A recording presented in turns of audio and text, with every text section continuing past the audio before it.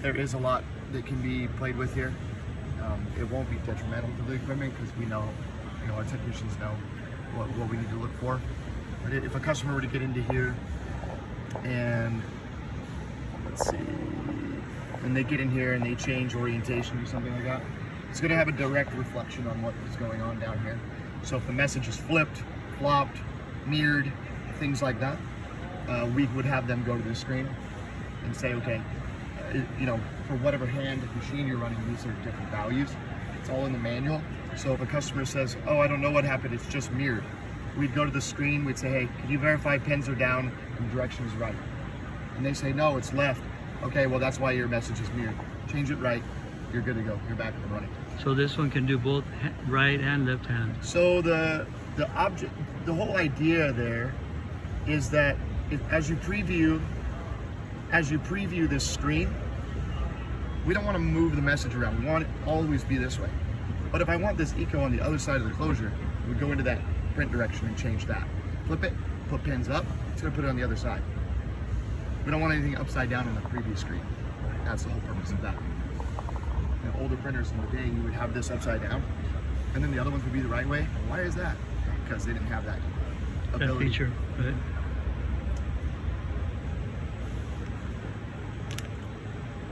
Stitching, this is not really necessary for our customers to know. That there is information about it, but there's ticks is the most important.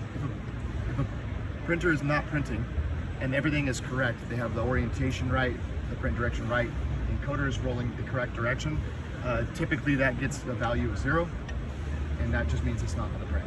You have to have one tick there to print, so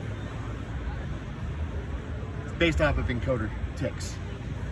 Is that something you can block out with password that they can't get into? No.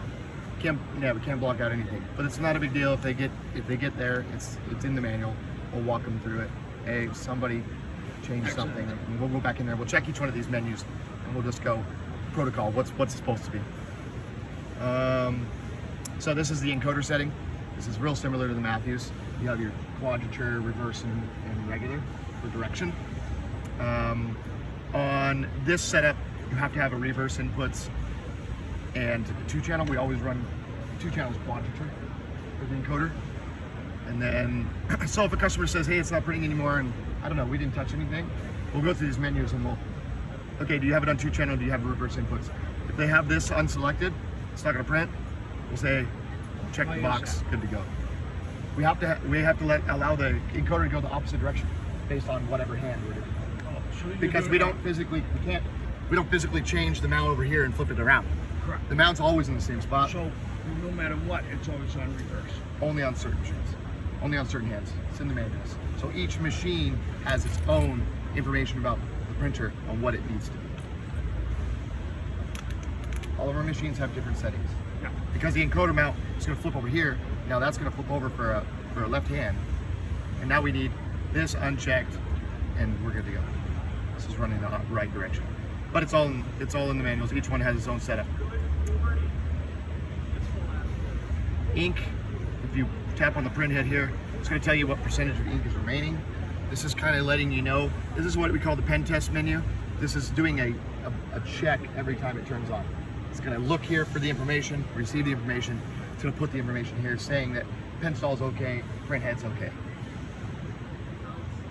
So little diagnostics screen.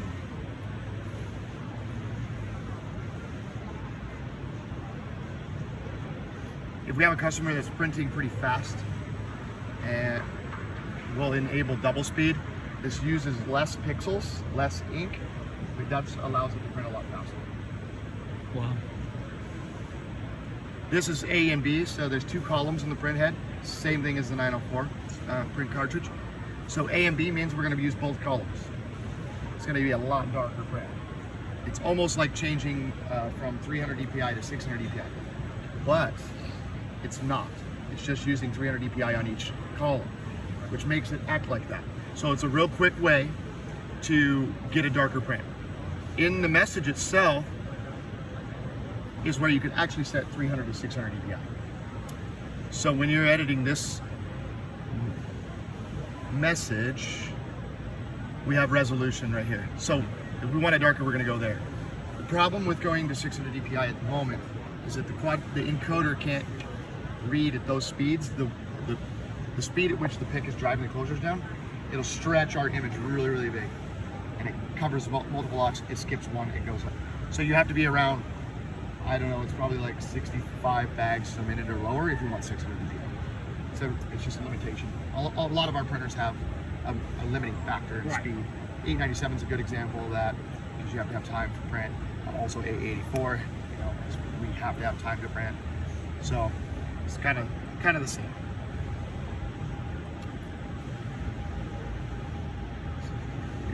Here's all your alphanumerics. This is a big one that customers ask for. Is like, hey, I want a letter for a number. It's super intuitive. You can just change it. Coordination. You just change on whatever numbers you want or whatever you want to display. So whatever you need it to mean. Just got shift codes here. Really easy to set up. So are we setting up all the information there at the touchscreen, or are we setting it up off a computer down? Whatever you want to do. It's up to you. Either way, it can do either way. Yep. Same thing as the Matthews. It's awesome. And before we couldn't do that when we first started with the 915. Remember? No, we could. It's just different software. Oh, you couldn't. No, you couldn't do it on the Right. screen. Yeah, that's what The I thought. software was different. Yeah. This is way better. It's a big This is what we advancement. wanted. This is going to get fixed. Don't focus on this. This should be maximizing to 500% when you turn it on. We haven't got the new software yet. These have just been. These are what we had. So there's a new software update for that. There's an if you go into the editing screen like we're in now, and you hit this, it's going to tell you how many prints per milliliter. There's 40 milliliters per cartridge, but your yielding is about 38. You're never going to get it all out of the cartridge. So you just take that number times it by 38, and that's going to give you your estimated prints per cartridge.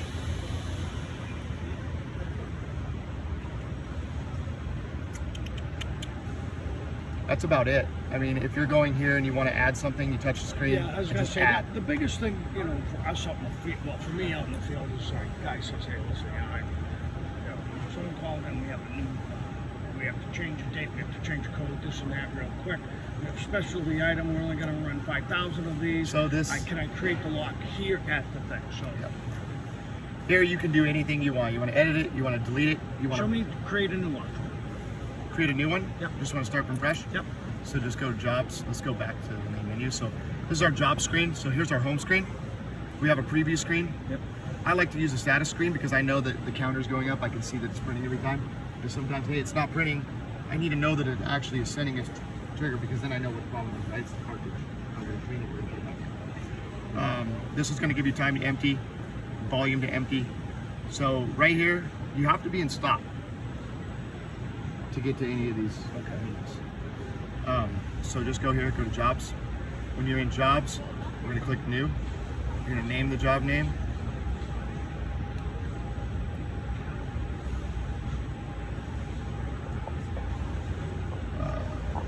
.67. Oops. This is all in the manual for under image creation. 0.67. 0.67 is what it's supposed to be. And then, so that's like that 0.23 There you go. or 23 point whatever Right. for the message width. Yeah, yeah. This is message width. Okay. So that's what. Height is always the same, it's half inch. Save settings brings you to your blank slate. Give us some little plus action here. Okay, this is where it gets a bit tricky. There has to be a delimiter between each value. So if I want month is common, right? You have to go here, you have to put something. If you don't, the format will not work. It's how it calculates its format. So it can be a space, which is nothing. It has to be something. A space is something. Or comma, doesn't matter. Day, and you see how my preview is coming up? That's how you know you're doing it right. Let me show you how to do it wrong. Oh, I can do that. So if I go month, now I want to put day. Everybody's doing it. There's a lot of people who are going to do this. Right. They're not I going did to put a this. stick, right? Okay. No, because you're right. They're not. See, my preview went away? Right. Because that format is not It's a not format accept- within the it's controller. not- it's not It's reading looking it. for it doesn't exist. No big deal. So you got it. Okay. That's good to know. There's got to be something. Don't matter. Just put something. So month, day, you can keep going. You got alpha codes you can add in. So we're going to save that one, put it here. This is also going to be fixed. We go into, not edit. This function, go here. I do automatic font sizing. I don't want to change my width ratio yet, but width ratio is like, okay, here, it's going to put it here. If you shrink it, it gets smaller and smaller and smaller. What if I want it big, but I need to squish it? Yeah. You can squish it with this. Exhibitors, may I have your attention? The exhibit hall is now open. Thank you. I can see the name box.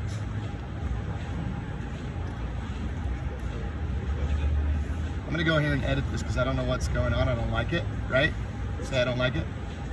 Just go in here, edit the time. I don't know what happened to my format string. It got a little funky, didn't it? I must have did something.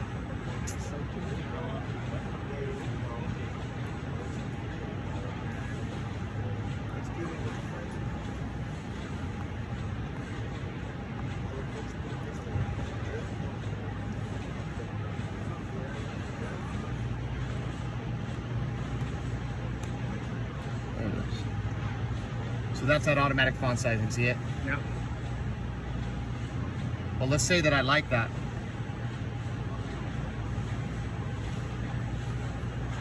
No, we don't want to go there. I want to squish it.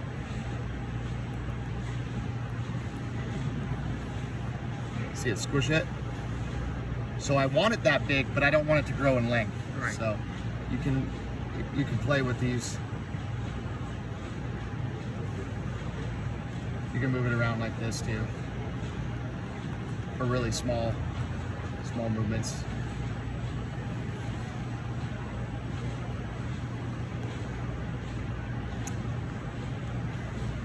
What else?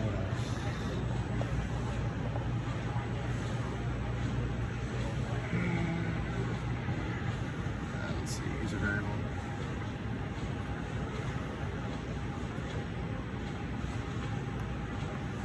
So do we have like free-form template for? I mean, I know that some of the like, a lot of the people like go back to like the Mary show. They have a unit price per pound, you pay. Do we have that like standardized or anything, or do you have to create? You have to type in your price per pound. Yeah, you gotta type in. Everything has to be done. Just like, I mean, that's like any printer out there. You Can have you- to set you have to build one before you So can I build one, save as, yeah. save as, copy? No, save as, not copy. Oh, Just save save as, as. change the name. You archive it, right? So Change it, it go goes back back in, and edit it. Yeah. So yeah, I mean you can archive it, right? Once you save it, just archive it, name it something. Just and save it. And then just save it as a different name, just like if you were to document on your computer. Now, I Same want to thing. edit one, but I don't want to change that one. I want to change a new one. Just like keep the original copy. You just edit, you just save it as a different name. And then you go edit the one you saved as a different name. Okay? So this is just creating a, I don't know, whatever. I named it time. I don't know what I want to name it. Change the value. What do I want the value to be? 7, sure. Minimum, 0. 1, let's just put 1. I think you have to have a value here.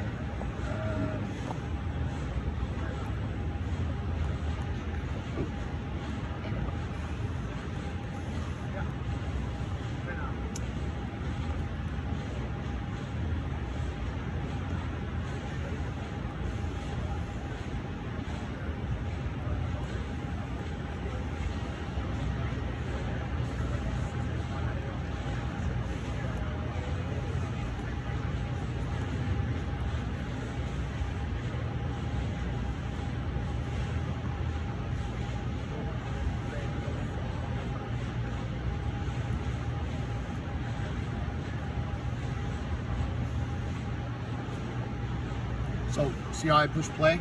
Yep. There's your variable. Okay? So it says, I need you to enter your time. Whatever value, I can go up to 5. I set a minimum of 1, and it has to be one value, any value. We're gonna name it this time 5. Print. I'll get to the end in a second. Is that your phone? Yeah. So now it's going to print 5. When I'm printing, see how this user data? Yep. We never had that before. This is a new feature we just added into here. It's like when you're doing a variable in the 904, a variable, if there was a variable in the message, had a button that activated down below that said variable. We added ours here. If this did not have a variable in it, that would not be there. Okay? So now I'm printing, it's running right now, but I know I got a changeover coming and I need that value to be different. I can edit this value. Okay, I'm ready. We're switching. Bang. What Print. does the value do? What? What does the value do? Because you said you can put any value, any number. What do you mean? Because you said that you have to put a value. And Yeah, because I'm not allowing them to leave blank.